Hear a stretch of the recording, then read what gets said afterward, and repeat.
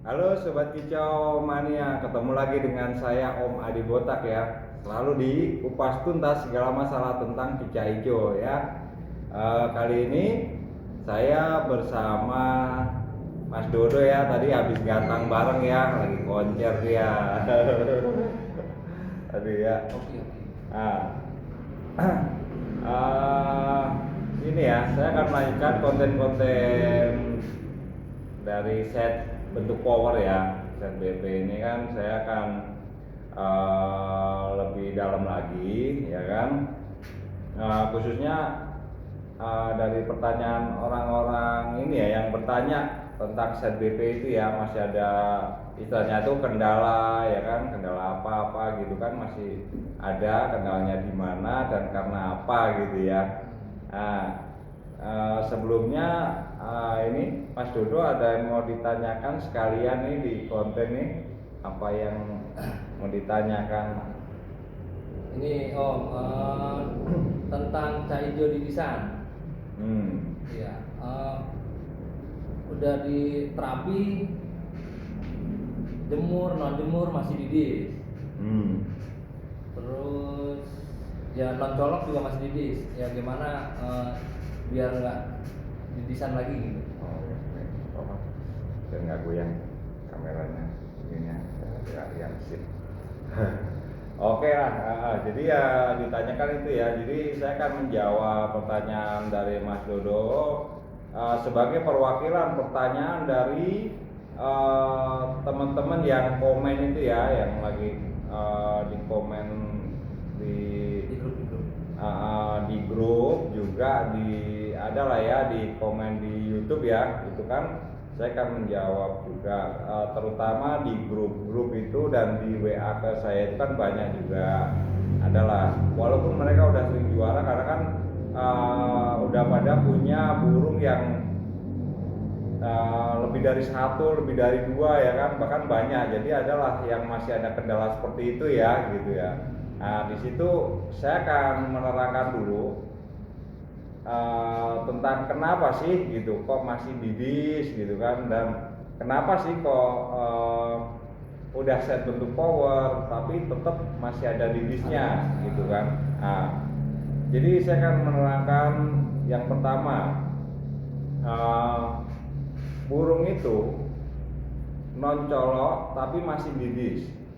Jadi untuk cara mainnya ya, kalau saya menurut saya nih gitu kan, dari awal ini kan set BP gitu kan, bentuk power harus bener-bener ya kan, kondisi burung harus bener-bener matang juga ya yang pasti kan gitu. Terus saya pernah menjawab juga di situ, saya menerangkan gimana caranya ngatur tempo bunyinya burung itu kan, tempo bunyinya burung ya kan, main feeling di lapangan itu juga main ya kan. Terus apa itu, ada saya jawab lagi apa yang waktu itu ya di grup itu kan, dengan yang waktu itu di bawah nih kan. Ini nih, maaf nih kan, saya pernah jawab kan di sini, cara main feeling, memahami memahami karakter ya, karakter dan pintar-pintar Atau tempat. mengatur tempat ya, tempat saat dari datang sampai sebelum digantang itu ya, itu terus gimana sih mengatur cuacanya itu ya kan. Maksudnya itu dalam arti mengatur cuacanya itu bukan cuacanya diatur ya, jadi kita itu, oh cuacanya begini, kita harus tempatkan di mana biar burung itu nyaman gitu kan, tidak gelap juga, tidak ini ya, jadi burung nggak tidur ya kan, burung tetap akan stabil lah ya.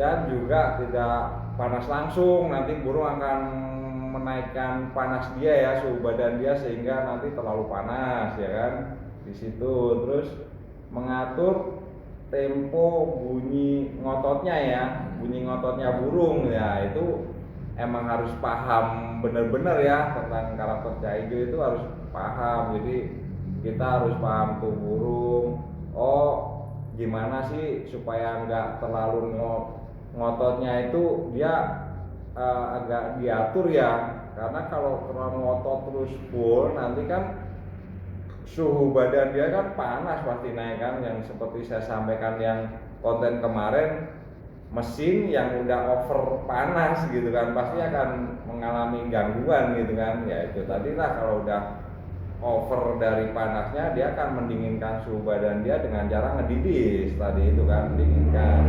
Nah disitulah ya itu.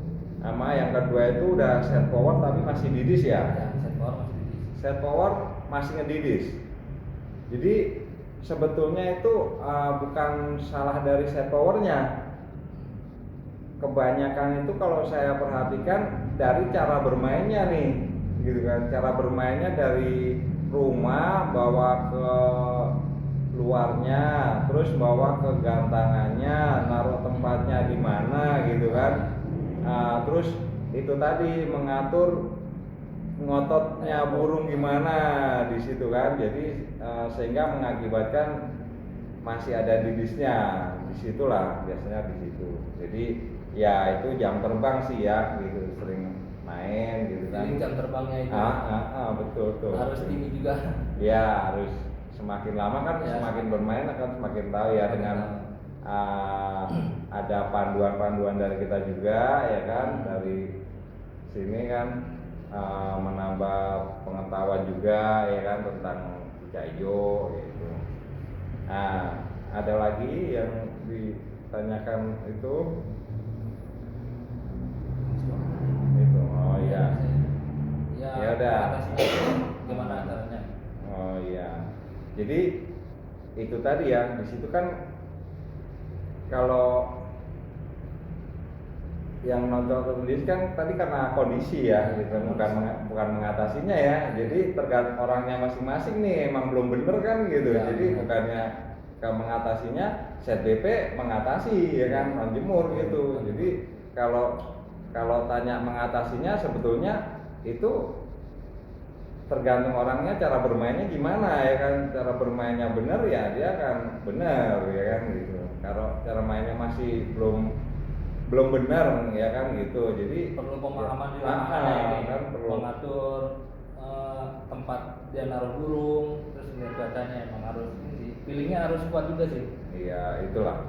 Kalau masih ada didisnya, nanti kalau udah ada non didisnya ya bisa lah nanti.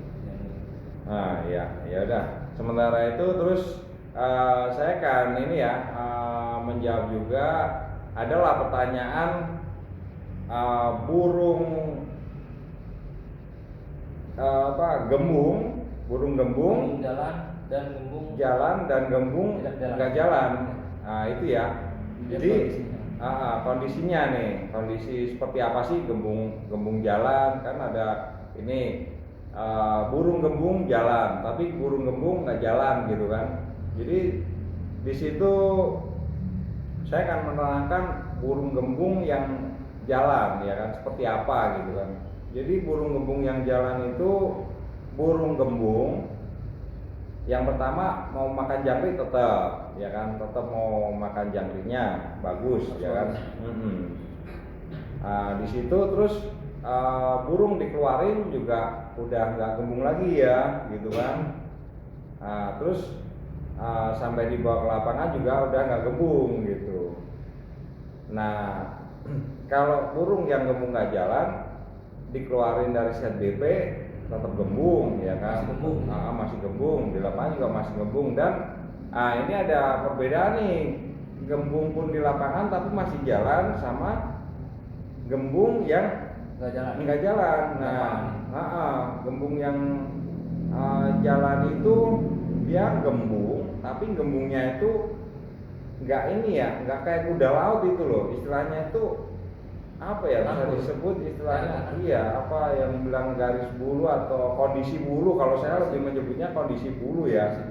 Kondisi bulu itu gembungnya itu jadi dadanya lebih cenderung ke kayak kalau apa ya, kacer itu kayak kuda laut lah ya. Kuda laut itu kan lebih dadanya lebih gembung terus agak ke pantat tuh mengecil gitu kan. Oh, iya. Nah itulah di situ, itulah gembung yang nggak jalan. Itu yang gembung nggak jalan.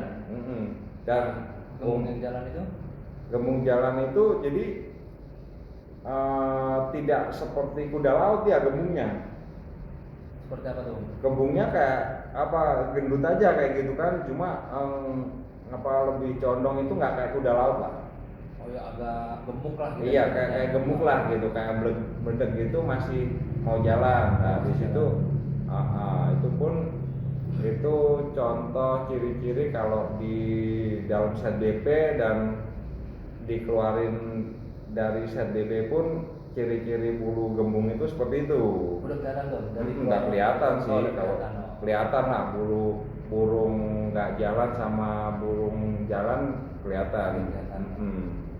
Dan kondisi burung sebetulnya itu dari bulu aja udah kelihatan sebetulnya ya, dari kondisi bulu itu kelihatan lah burung ini lagi nggak kondisi atau kondisi gitu ya, yang istilah mungkin apa kondisi bulu kalau saya sebut sih ya. Kalau tadi sempat ngobrol sama Mas Dodo ini istilahnya garis bulu ya, garis bulu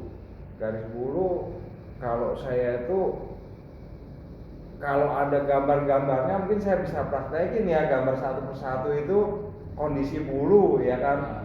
Nih kondisinya ini bulu jalan, bulu burung jalan, ini bulu burung nggak jalan gitu kan. Itu ada gambar-gambarnya bisa nih, tapi sementara ini masih belum ada editingnya ya buat ngedit gitu kan. Aduh inilah masih belum ini untuk ngedit itu ya.